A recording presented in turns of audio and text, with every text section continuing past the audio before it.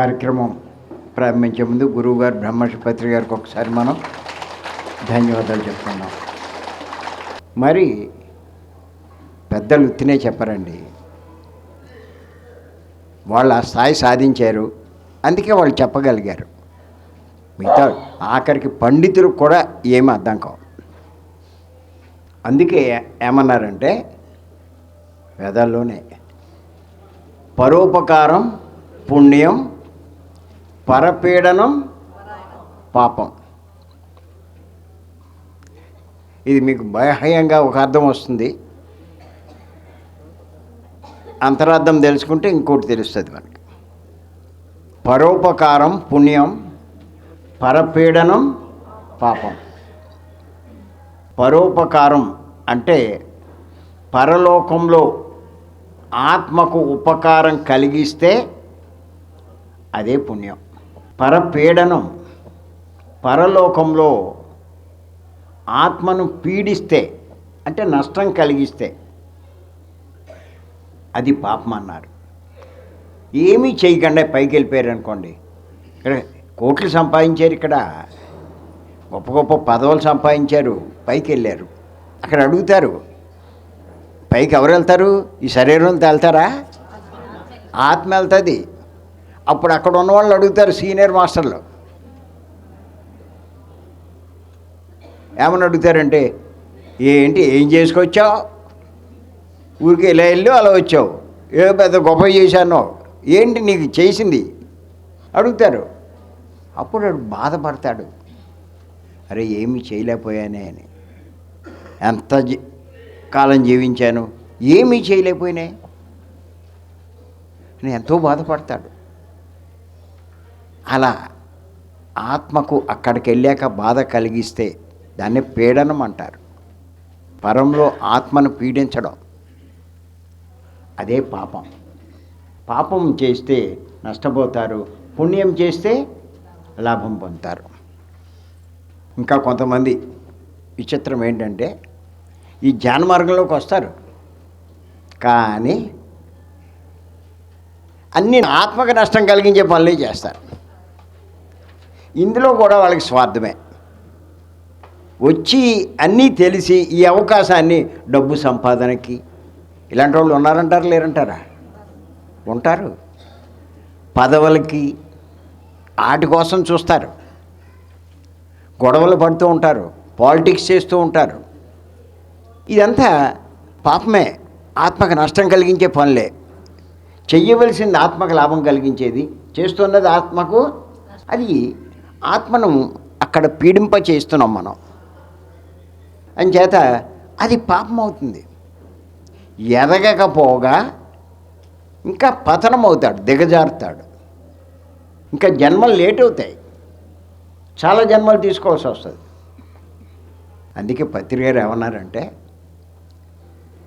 మరణించకముందే మరణించాలన్నారు. నేను 15 ఎపిసోడ్లు చెప్పాను. మరణించకముందే మరణించడం అంటే మరణించిన తర్వాత ఏం జరుగుతుందో అది మరణించకముందు ఇప్పుడే తెలుసుకోవాలి.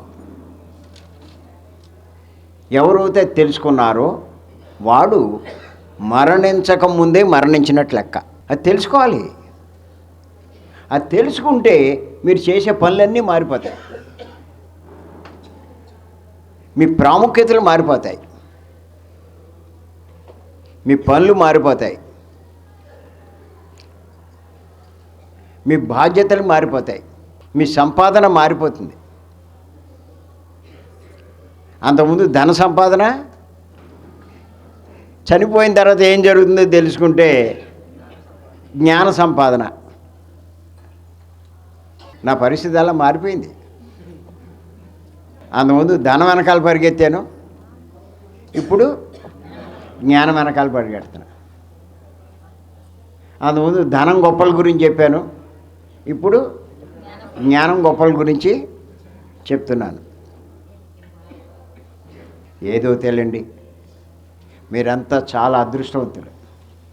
ఆత్మ కోసమే మీరు కృషి చేస్తున్నారు, ఆత్మలాభం కోసమే మీరు పనిచేస్తున్నారు, ఆత్మ ఉన్నత కోసమే మీ కృషి అంతా, ఆత్మ ఎదుగుదల కోసమే మీరు చేసే పనులన్నీ.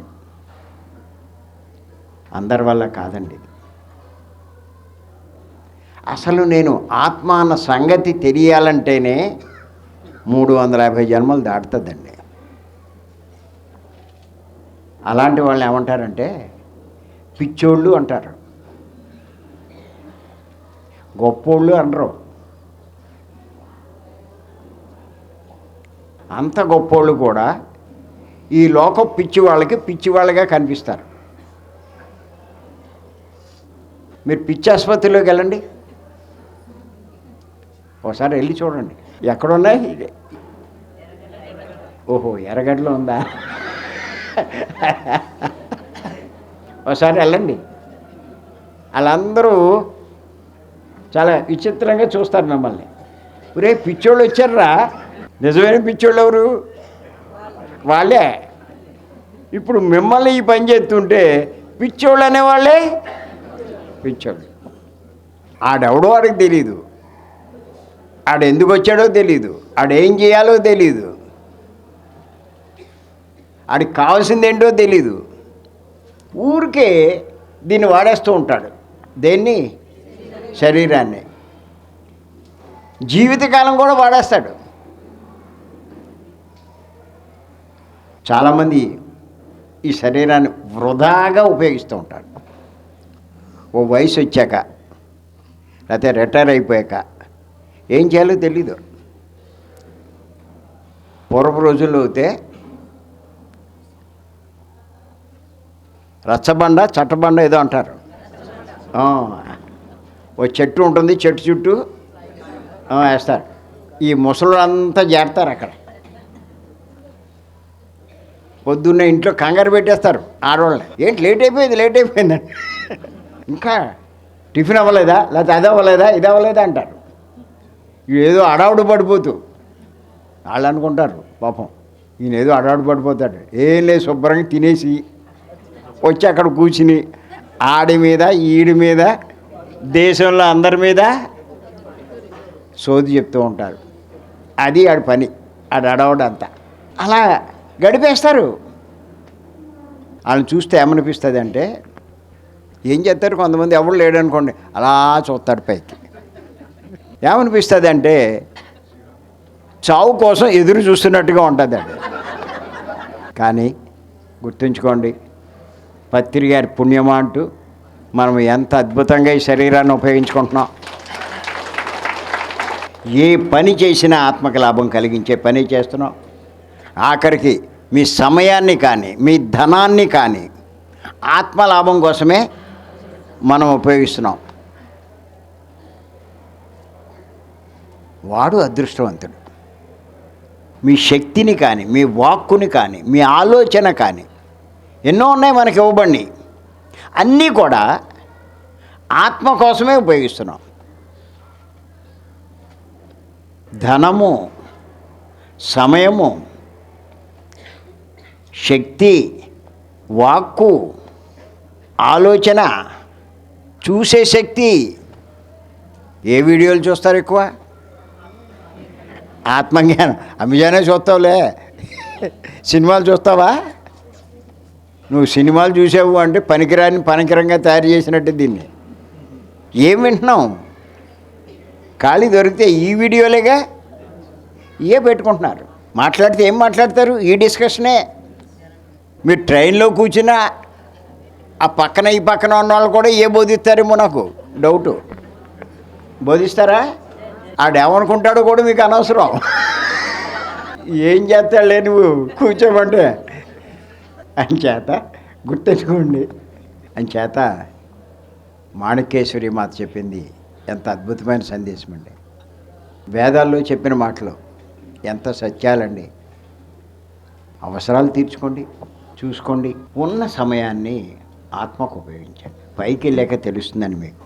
ఇక్కడ గొప్పవాడు కాదండి, అక్కడ గొప్పవాడు అండి. ఇక్కడ గొప్పతనం కోసం నీ జీవితం ఖర్చు పెడితే నువ్వెంతో నష్టపోయినట్టు. నువ్వు అక్కడ గొప్పతనం కోసం నీ జీవితాన్ని కొంచెం ఖర్చు పెట్టినా నువ్వు ఎంతో లాభం పొందినట్టు. నేను దేహం అనుకుంటూ చేసేవి గొప్పవి కానే కావు. నేను ఆత్మ అన్నట్టుగా చేసేవే గొప్పవి. చేత గుర్తుపెట్టుకోండి, దీన్ని పనికిరాని పరికరంగా తయారు చేయకూడదు. ఒక జీవితకాలం దీన్ని ఉపయోగించుకుంటున్నాం. మీ లాభం కోసం కాకుండా దేనికి ఉపయోగపడిన పనులు చేస్తే అలాగా. పత్రిక గారు చూసారా, ఉద్యోగం వదిలేశారు. రమణ మహర్షి, వివేకానంద, వేమన, కబీరు, ఇలా ఎంతమందిని మీరు తీసుకున్నారు? ఆత్మ కోసమే కృషి చేశారు. పదే పదే గుర్తుపెట్టుకోండి, నేను ఆత్మ అన్న విషయం. శరీరాన్ని ఆత్మ కోసమే ఉపయోగించండి. మీ సమయాన్ని, శక్తిని ఈ 4 పనులకి ఉపయోగించండి. శ్వాస మీద ధ్యాస, ధ్యానము, ఆత్మజ్ఞానానికి సంబంధించిన పుస్తకాలు చదవడం, అలాంటి సందేశాలు వినడం, ఆ సేవలు చేయడం. ఇక్కడ మీరు ఎవ్వరి కోసం రాలేదండి, నేను చెప్తున్నాను ఒకటే. పిల్లల కోసం మీరు ఇక్కడ భూమి మీదకి రాలా. భర్త కోసం భార్య రాలేదు, భార్య కోసం భర్త రాలేదు. ఎవరి కోసం వాళ్ళే వచ్చారు. ఏమన్నా వీళ్ళు ఏమన్నా కలిసి కట్టకట్టుకుని వచ్చారా? లేదు. ఎవరి పని కోసం వాళ్ళు వచ్చారు. ఎవరి పని చూసుకుని వాళ్ళు వెళ్ళిపోతారు. ఉంటారేంటి? ఒకేసారి రాలేదు, ఒకే చోట్లోంచి రాలేదు, మళ్ళీ కట్టుకునే వెళ్ళిపోరు. ఎవరి దారి వాడిదే. మీరు చూడండి, ఈ షిర్డీయే తీసుకుందాం మనం. ఎన్నో ప్రాంతాల నుంచి ఇక్కడికి వచ్చారా లేదా? ఇప్పుడు ఏం చేస్తారు? ఇక్కడికి వచ్చి ఆ హోటల్లోనో లేకపోతే ఇలాగో ఇలా చౌల్ట్రీలోనో ఎక్కడో అక్కడ అందరూ కలిసి కొన్నాళ్ళు ఉండరా? ఇప్పుడు మనంతా ఉండలా? ఎంతమంది వచ్చి ఉన్నాం అక్కడ. మళ్ళీ అయిపోయాక ఏం చేస్తాం? ఎవడూరు కాళ్ళే, ఎవడి దారి ఆడదే, ఎవడి ట్రైను ఆడదే. ఆడు కోసం ఈడు ఉండడు, ఈడు కోసం వాడు ఉండడు.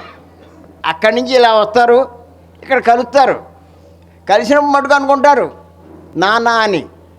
నా లేదు గడి గుడ్డు లేదు అక్కడ. నా పిల్లం, నా మొగుడు, నా పిల్లలు. పోలే నా అని అంటున్నారు. పర్మనెంట్గా ఉంటారు అక్కడ? ఉండరు. భార్య కోసం భర్త ఆగుతాడా? భర్త కోసం భార్య ఆగుతుందా? ఈ పిల్లలు ఆగుతారా? పిల్లల కోసం వీళ్ళు ఆగుతారా? ఎవరు ఆగరు. వాళ్ళ పని అయిపోతే సర్దేసుకుంటారు. ఇది తెలుసుకోవాలి మనం. తెలిస్తే బాధపడం, ఏడవం. అందుకే ఈ సందేశాలు అలా వినే కొద్దీ ఇంకా మనలో మార్పులు వస్తాయి, అవగాహన కలుగుతుంది, ఎంతో లాభం పొందుతాం. అందుకే ఈ ఆత్మజ్ఞానం గురించి బోధించిన, ఆత్మ గురించి చెప్పిన మానవుడు చేసే పనులన్నిటికంటే హయ్యెస్ట్ అన్నమాట లెక్క. గుర్తెట్టుకోండి. పత్రి గారు అంత షార్ట్ పీరియడ్లో అంత గొప్పగా ఎదగడానికి కారణం ఏమిటి అంటే ఆయన ఈ పనే చేశాడు. ఈయనకి ఎంత అట్రాక్షన్ ఎలా వచ్చిందని నేను చూశాను, ఆలోచించాను. ఏంటి ఈయన చేశాడు, ఏం చేస్తున్నాడు ఈయన? చూస్తే ఊరూరు తిరిగి ధ్యానాన్ని, జ్ఞానాన్ని పంచిపెడుతున్నాడు. అరే, ఈ 2 పనులు చేస్తే ఇంత గొప్ప వాళ్ళు అవుతారా? వాళ్ళకి ఎంత అట్రాక్షన్ వస్తుందా? వాళ్ళంటే ఎంతమంది పడి చేస్తారా? ఆయన అంటే పడి చేసేవాళ్ళో లేదా?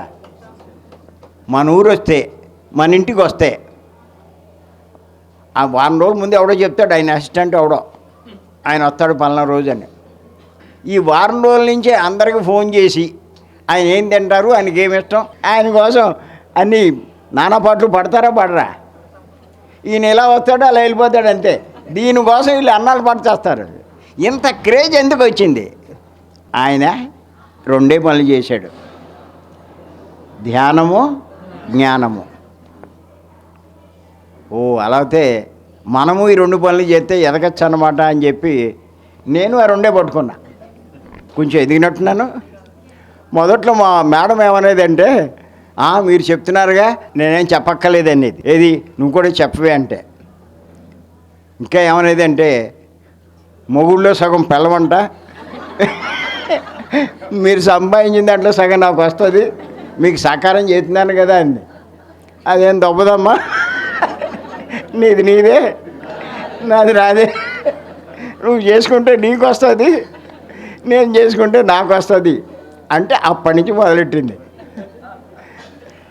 ఓ 3 ఏళ్ళు 4 ఏళ్ళు నేనేం చెప్పను అనేది అర్థమైందండి. అందుచేత మగోడు చేస్తున్నాడని ఆడది ఊరుకుంటే అది నష్టపోద్ది, ఆడది చేస్తుందని చెప్పి మగోడు ఊరుకుంటే ఆడ నష్టపోతాడు.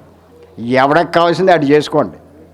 ఇంకా కొంతమందికి అక్కలేని బాధ, నేను చేస్తున్నాను మా ఆయన ఇందులోకి రావట్లేదు అంటారు. అలా ఆయన కూడా దీనికి ఎందుకు ఇది చేసే చెయ్యక. అలాగే కొంతమంది మగవాళ్ళు అంటారు, నేను చేస్తున్నాను మా ఆవిడ రావట్లేదు అంటాడు, దాన్ని కూడా వీడికెందుకు. ఎవడి పని అటు చేసుకోండి, ఒకడికి ఒకటి సంబంధం లేదు.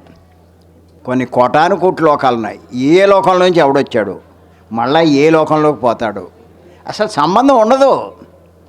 తర్వాత మీరు ఏమనుకుంటారంటే, అబ్బో నేను ఆయన ఇంతలా ప్రేమించాను, ఇంతలా ఉన్నాను, పైకి వెళ్ళాక నన్ను మర్చిపోకుండా ఉంటాడేమో అనుకుంటారు. దోబుదాం ఇలా ఎలాగానే అలా మర్చిపోతారు. 7 జన్మల బంధాలు ఇక్కడ అన్నీ ఊరికే గ్యాస్ కొడతారు. ఇక్కడ మొగుడు ఉన్నంతకాలం అలాగే మాట్లాడతారు కాకపడడానికి, మళ్ళీ వెళ్ళిపోయాక పేడ. సరే, మరి కొన్ని విషయాలు తర్వాత తెలుసుకుందాం. Thank you.